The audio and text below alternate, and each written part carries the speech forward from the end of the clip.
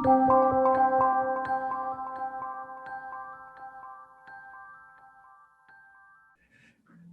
and welcome to The Soul of Business with Blaine Bartlett. I am your host, Blaine Bartlett.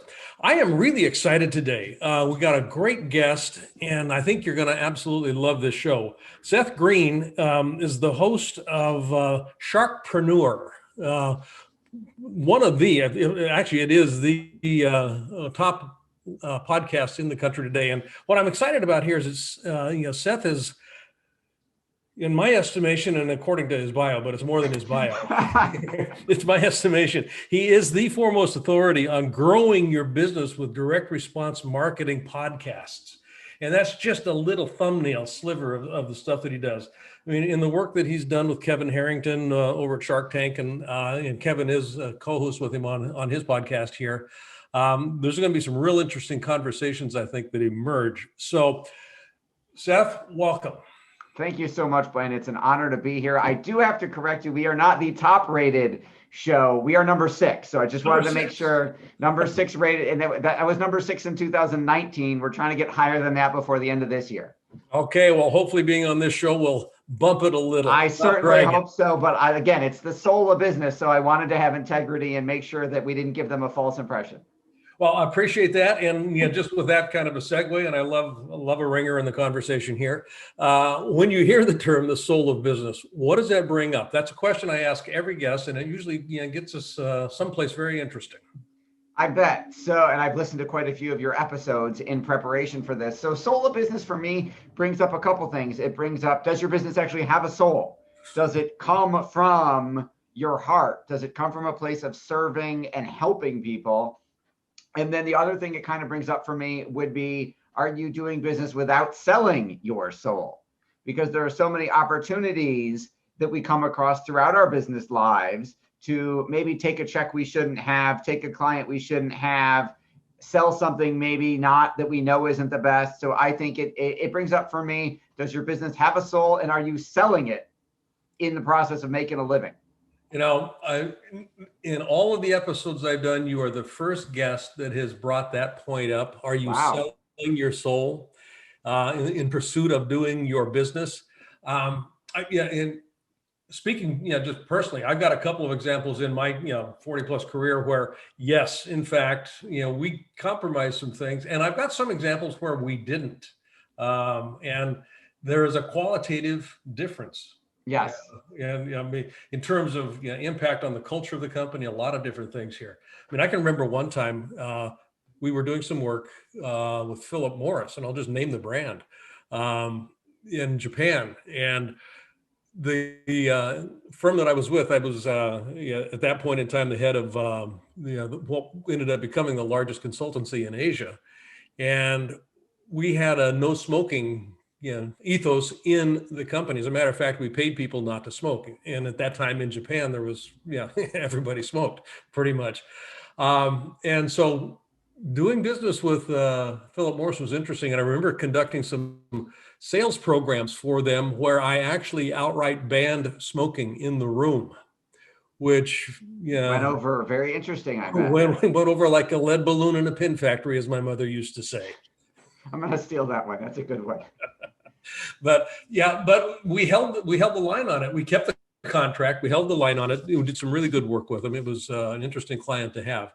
But the whole point of, you raised two issues. Does the company have a soul? I've got a bias towards everything has a soul in some way, shape, or form.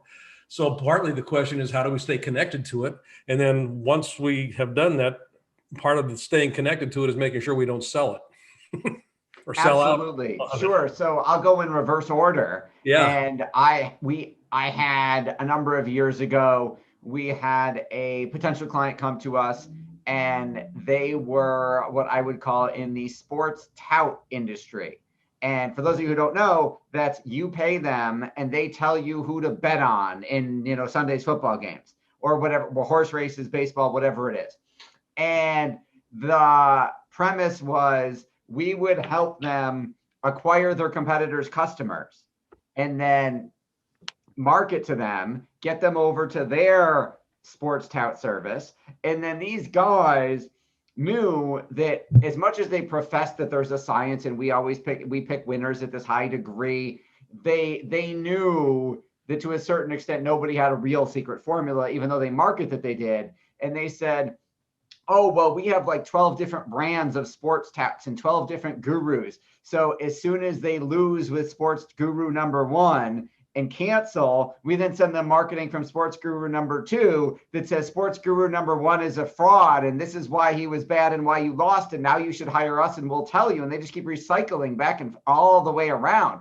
And I said, I can't do business like that. I mean, you got to ultimately be helping people. You got to ultimately be having a positive impact on humanity in some small way. Your corner of the world is fine. But if you know that your service doesn't necessarily do what it says it does or really work that well, and you're really just going to keep recycling customers from one brand to another just to keep getting money out of them as long as you can while they're losing money, I can't take you on. I'm like, I can't take the money. It was life-changing money. It was a 6-figure contract with potential 7-figure bonuses for achieving goals because these guys print money. They make so much. I said, I just can't, I got to sleep at night. I just can't do it. Yeah. Yeah. And there, I was talking to somebody the other day about this. It's far easier to talk about our values than it is to live our values. And living values requires discipline. It requires it does. You got to go home and make a hard choice, because I had to tell my wife, hey, honey, we could have just bought a new house for cash with that money. Yeah. And not doing it. I'll work harder. I'm not selling my soul. I'm not doing that. I got to feel good about myself and look myself in the mirror and be happy with the work that we're doing for our clients, because that's part of our soul of our business, of our marketing firm, is the ripple effect we have. So if I help one chiropractor, let's say he helps 100 patients and they all feel better and they're healthier. But if we help 100 chiropractors, maybe now we can reach tens of thousands of people. So whatever the business is, it's got to have a positive ripple effect where, we worked for a number of alternative healthcare firms where they would get testimonials saying, I saw that ad you did on Facebook, or I heard the interview you did on that podcast. So I came to your workshop and then I came to your practice and my neuropathy's gone and you saved my life and I was going to kill myself.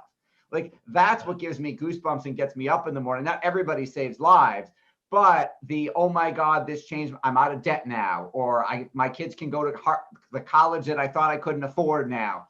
Our clients have got to have a ripple effect that moves the needle emotionally and spiritually for us in order to get engaged. So I think that's how you stay connected, is knowing what you want in the first place, and then making sure you only work with people who are aligned with that mission.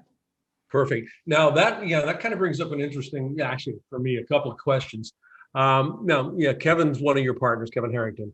And so one of the questions it's always interesting to ask in this environment is, how did you get him to move over?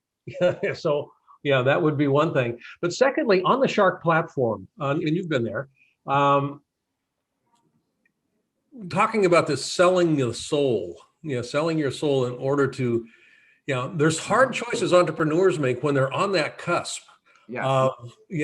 Are we going to survive, or are we, and this looks too good to be true. All of those dynamics come into play here. How have you managed to counsel people? And I'm going to put this in the form of counseling. How have you managed to counsel people not to lose themselves in pursuit of what they think is success? Wow, that's all right. So I got to go back to the first question, which is Kevin. I kidnapped Kevin. So I saw him speak at an entrepreneurs organization event that happened to be in my hometown. And when everyone else was getting to the back of the room and getting his book and getting on autograph or a selfie, I said, that's not going to make me stand out. I said, Mr. Harrington, this is before Uber. I said, Mr. Harrington, I'm here to take you to the airport. And he said, nice to meet you. I was just going to get a cab. And I said, I insist, I'm taking you to the airport. He said, okay. So I drove very slowly to the airport. He's not from here. He doesn't know how long it takes to get to the airport. So I had extra time to pitch in the car. And it went well enough that he said, thanks for the ride. I'm interested in what you have to say. Here's my address. Send me what you want to send me, and I'll take a look at it. I said, that's the best I can ask for. So I sent him what I wanted to send, what we call a shock and awe box. And we can talk about that later if you want. But I sent it to him. His secretary interrupted his board meeting and said, this is the coolest thing I've ever seen. You got it, Mr. Harrington. You got to watch this right now, because I had a DVD player in it with a video from me to him. He opened it and watched it in front of his whole board, and then called me going, I'm not happy that she interrupted my board meeting. I know you didn't tell her to do that, but I do want to talk. I'm getting on a plane. When I get off the plane, I'll call you and we can talk. So that started a consulting relationship. He then hired us to work on marketing for a number of his portfolio companies. And then a couple of years ago, 3 or 4 years ago, he puts on a live version of Shark Tank called Pitch Tank 3 times a year before COVID. He hired us to market that. Then he asked me to be a judge on the panel, picking what businesses got investment capital. And then at one of those events, we held it in Vegas at a casino with 2,000 investors. He then says, hey, I want a podcast. I don't want to do any work.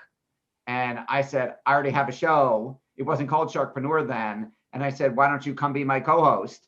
And I'll do all the other episodes. You do one a week, and you only have to promote the episodes you're on, and we'll do all the rest. And he said, I'm in. So that's how I got Kevin. And obviously that relationship keeps expanding, and we've now started a couple companies together. So it's been absolutely incredible. And I've learned a ton from a couple hundred interviews of watching him work. So it's been a fantastic experience. The second question was, how do we counseling people on how to stay connected and not sell their soul in light of going for success?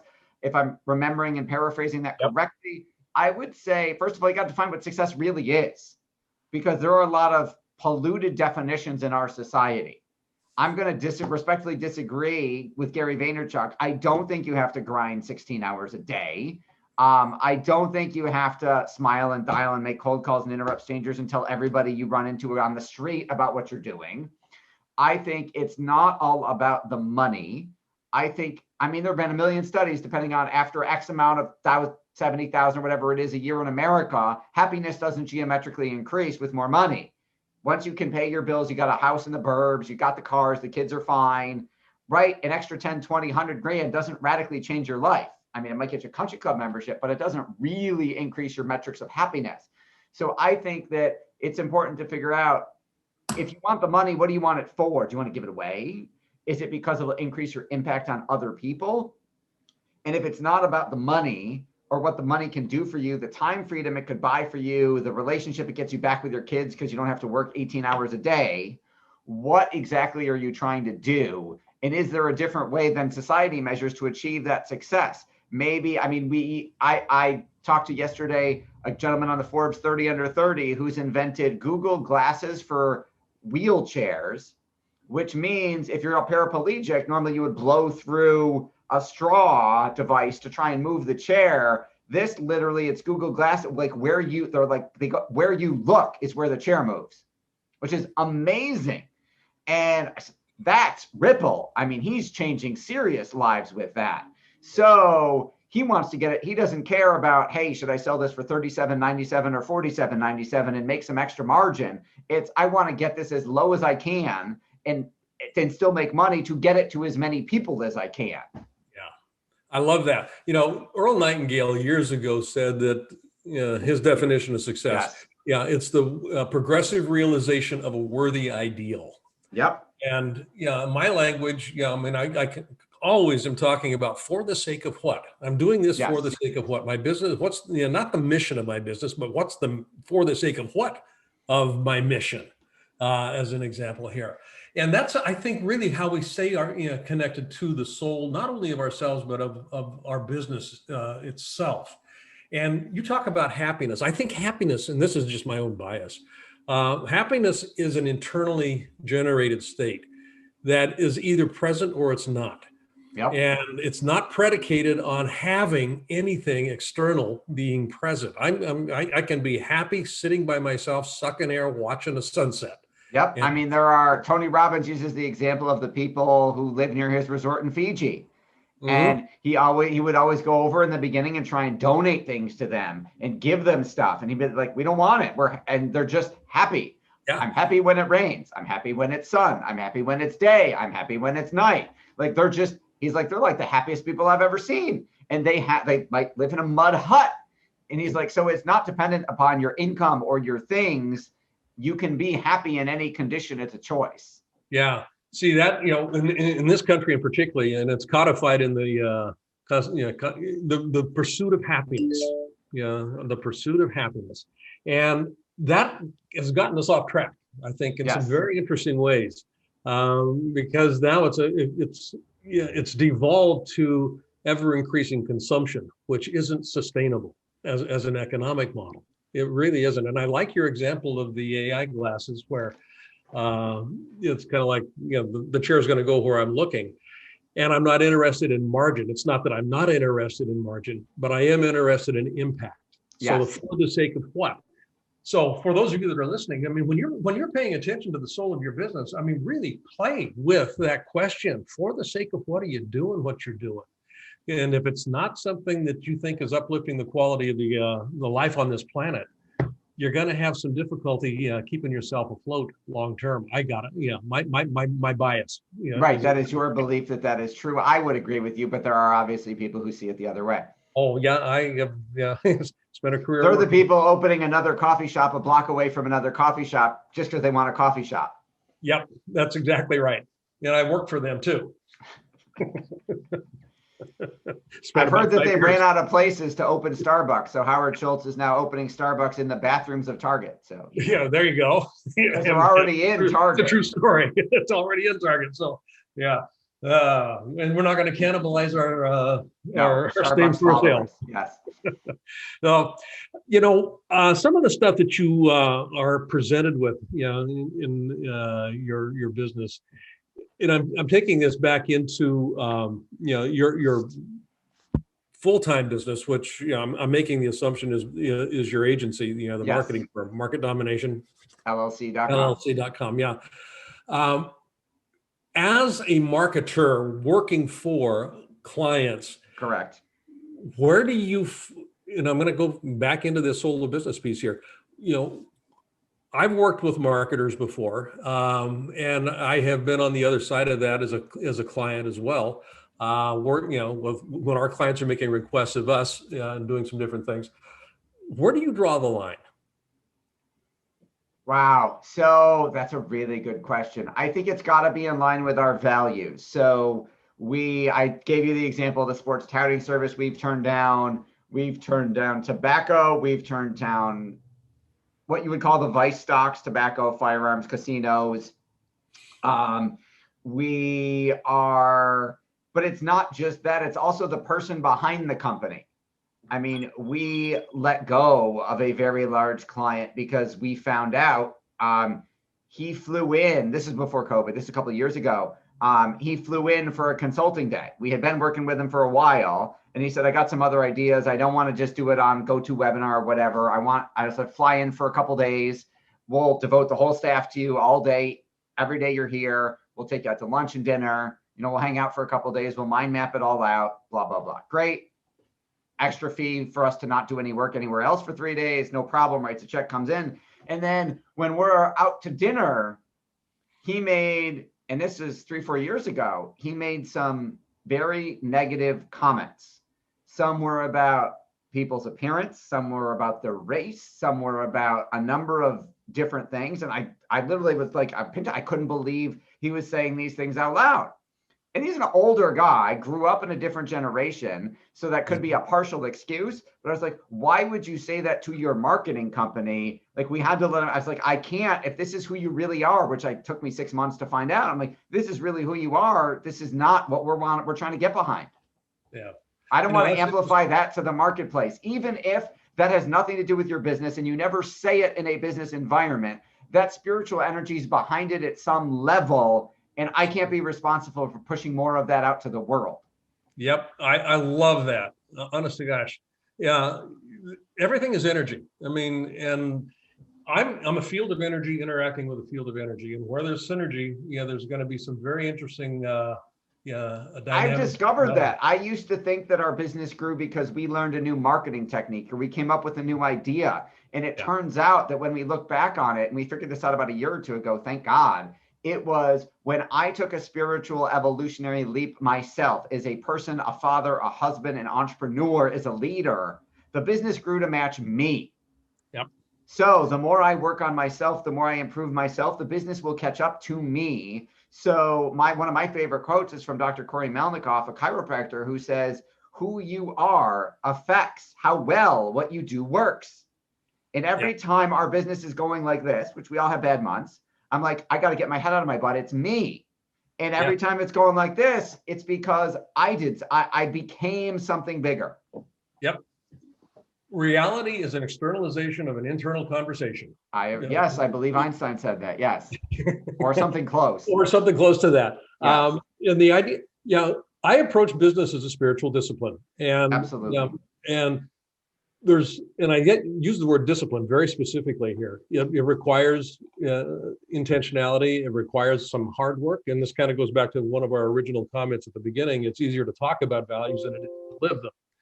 So there's a piece here about leaders that I think is interesting, because you're talking my language here in the sense of leaders set the ceiling on performance in an organization, any organization. That's good. I like that. And I look at performance, I look at results, and the first place that I need to look is at myself. What ceiling am I placing on my people, on my organization, on the performance of my group, whatever it might be? And until I get that corner turned, anything mechanically I do is not going to make a difference. Correct. Yeah. And that's going to segue for me into a conversation that is organized around podcasts. Yes. Because there is a bridge here. I will make it in just a minute. Okay. And that minute will happen right as soon as we take this little break. I want to thank you for listening. I want to also invite you right now to go to blainebartlett.com.